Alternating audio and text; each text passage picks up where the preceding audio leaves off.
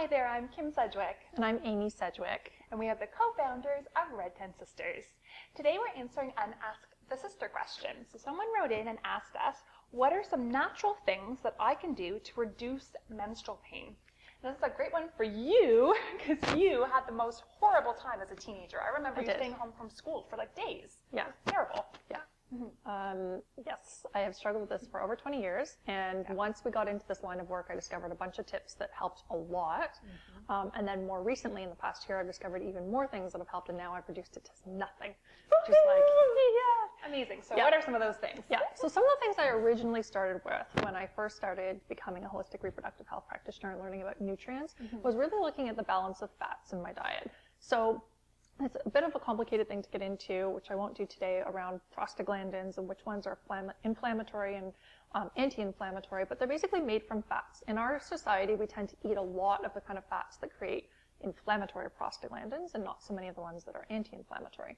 So some of the ways that you can do that is to take fish oil supplements or just eat more fish and really reduce how much of all the other kinds of fats that are like in fast food, packaged food, all that kind of stuff. Those tend to be the ones that are inflammatory. So just by balancing out your diet, getting more fish fats, which are high in omega-3 and help with the anti-inflammatory, that's a really effective strategy.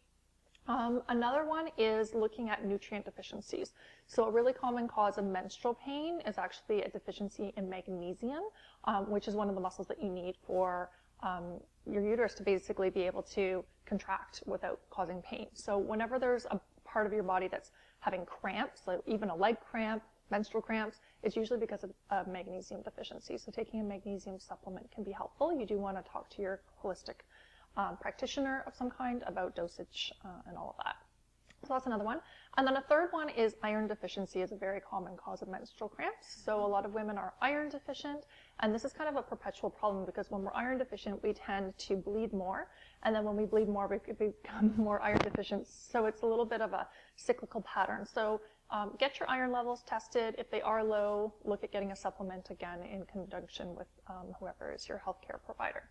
So those are three of the big ones. And then more recently, so those are the things that I was doing to manage it and make it bearable for the last 10 or 15 years. But in the past year, I actually adopted an autoimmune paleo diet because I discovered that I had Hashimoto's, which is an autoimmune thyroid condition.